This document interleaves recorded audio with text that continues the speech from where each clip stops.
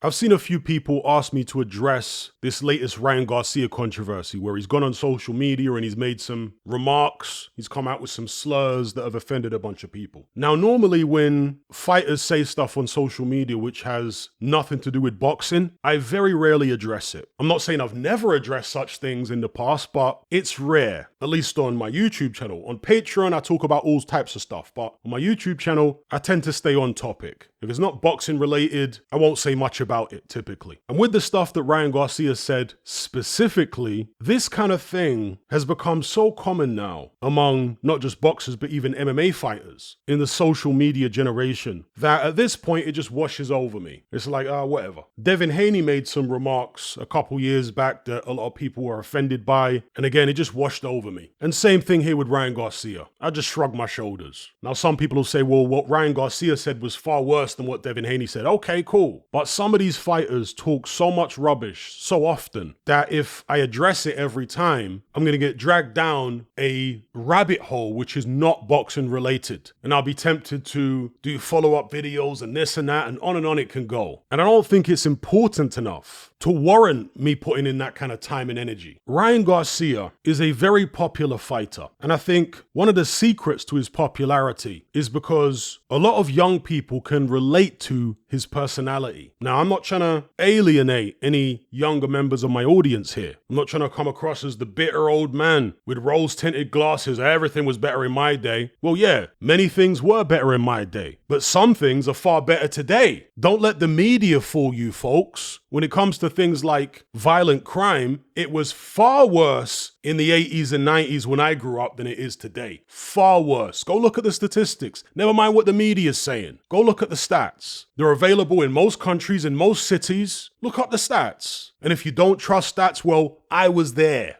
All right. I know exactly how dangerous it was in the 80s and 90s because I was there. And it was far more dangerous on the streets of London, for example, in the UK in general. And I know it's the same in America. Far more dangerous back in the 80s and 90s than it is today. The fact that it's safer today, not that things are perfect, they're obviously not, but the fact that it's safer today than it was when I grew up is obviously a good thing, unless you're insane. And so it goes for boxing. You do get a lot of these old timers with rose-tinted glasses acting like the heavyweights, for example, of this current generation are absolute garbage and none of them could have lived in the 90s or the 80s or the 70s. I completely disagree. So don't get it twisted here, folks. I'm not this bitter old man who thinks that everything was better in my day. No, some things were better, absolutely they were, but other things were worse. And other things haven't changed much. They're similar. I say all that to say that Ryan Garcia's behavior, where he goes on these long, incoherent rants, where he displays almost schizophrenic behavior, coming out with random stuff and changing his mind and going back and forth and just looking like a mess. This is very common of public figures, musicians, various types of celebrities in the younger generation, in, let's say, American pop culture, and by extension, because America has so much influence, Western pop culture as a whole to some extent, or you could call it youth culture if you prefer. As strange as this is, it's almost seen as cool to come across as out of it, whacked out on pills or whatever else these people take, to come across as schizophrenic and out there. Now, with some of these artists, they might actually be that messed up. Same goes for their supporters, at least some of them. But in other instances, again, when it comes to the supporters, they'll just be emulating what they think is cool. They might not actually be that messed up, right? It's just an act. It's just a performance. And so it goes for some of the celebrities. It's supply and demand. If they think that the audience wants someone who comes across as being out there, incoherent, foolish, then they might just put on a performance and give them what they want. Now with Ryan Garcia, I don't know whether it's a performance or whether it's real. Perhaps it's a bit of both. Maybe it's real, but he exaggerates it for attention, for clout, as they say now. But bottom line is, it's far too nonsensical, the stuff he says and the way he behaves, for me to want to address and keep up with on a daily basis. As I said earlier on, some of it, and it's certainly the case here, has nothing to do with boxing. And I don't think it's important enough for me to dedicate much time or attention to. It's a sign of the times. This is what the social media generation is all about. Impulsive behavior, yapping off at the mouth endlessly about any and everything, courting controversy. And so I'd say, wake me up when Ryan Garcia says something that actually pertains to boxing. As it stands right now, he is banned, doesn't have any titles, he's on the sidelines, so he's not really in a position to be able to dictate anything in boxing, right? As it stands right now. He had the result of the best win of his career overturned because he failed a PED test and couldn't prove his innocence. So again, my attitude towards Ryan Garcia in general is just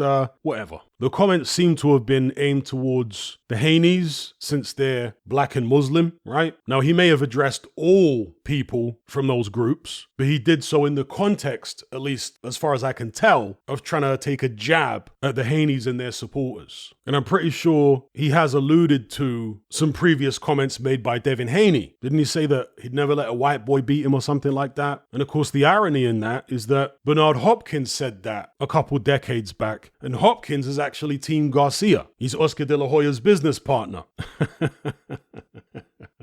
And of course, prior to Hopkins saying that, a couple decades earlier, maybe a decade and a half earlier, Alan Minter, when he was middleweight champion and about to fight Marvin Hagler, said he'd never let a black guy beat him. Now, some of you may not know this, but when Oscar De La Hoya was growing up in East LA, there are many accounts to suggest that he was very prejudiced at one stage towards African Americans. Very prejudiced towards them. But fast forward several decades, and his right-hand man is an African American who said controversial things himself. Sometimes people can grow out of that stuff. And sometimes people, certain people at least, never really were that way to begin with. They just recognize there's a market for it, particularly in America. There's a real market for that kind of thing. And so they were willing to exploit that market in order to sell pay-per-views and fill their bank accounts. Anyway, I'll leave it there.